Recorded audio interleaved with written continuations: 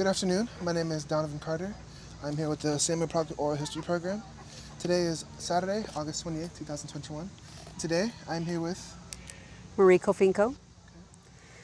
Good afternoon. My name is Marie Cofinko, and I am the aunt of Fermin Vincent Valenzuela. On July 2nd, 2016, approximately 9:15 a.m. in the morning, a woman called her daughter to tell her daughter that my nephew was following her from the park. My nephew crossed the street, and the woman went into her home, and my nephew went into the laundromat. And a few minutes later, officers June and Wolf went into the laundromat, and they approached my nephew, and they asked my nephew if he broke a pipe while he was putting his laundry into the washer. My nephew continued to reach into his duffel bag to take the clothes out and to put them in the washer. Officer Wolf told my nephew to stop putting the clothes into the washer and to put his hands behind his back.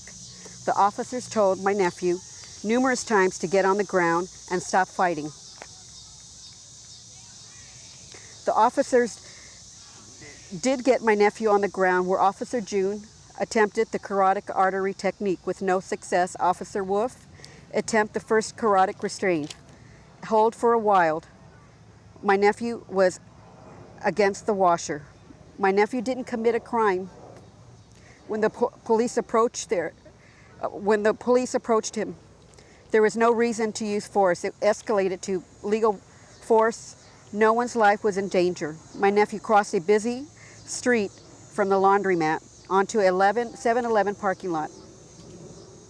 The officers tased, kicked, and choked my nephew 2 more times. Sergeant Daniel Gonzalez supervised officer with a neck restraint. On the footage, you can see that my nephew was wheezing and having a hard time breathing. Sergeant Daniel Gonzalez repeatedly directed the Officer Wolf to hold that choke. Officer Wolf kept his arm around my nephew's neck. Sergeant Daniel Gonzalez took a hold of my nephew's left arm, while the Officer June held his right arm. After 5 days of the trial, the jury returned with a verdict in favor of my nephew's children. The jury found that the Officer June and Wolf used excessive force against my nephew, and that Sergeant Daniel Gonzalez was liable because he was the sergeant. The jury also found that the 3 officers' contempt battery that was sustainable factor in causing my nephew's death. The officers were negligent in causing my nephew's death. The jury found that the city was liable because it had an unlawful policy practice or customs. The officers applied the carotid hold for over 2.5 minutes, and the officer used the carotid hold more than twice in a 24-hour period out of post training and policy. My nephew's hyoid bone was broken. This excessive force carotid hold, the proper application of the carotid hold should not cause the bone to be broken. All 3 officers ignored numerous clear signs that my nephew was having trouble breathing.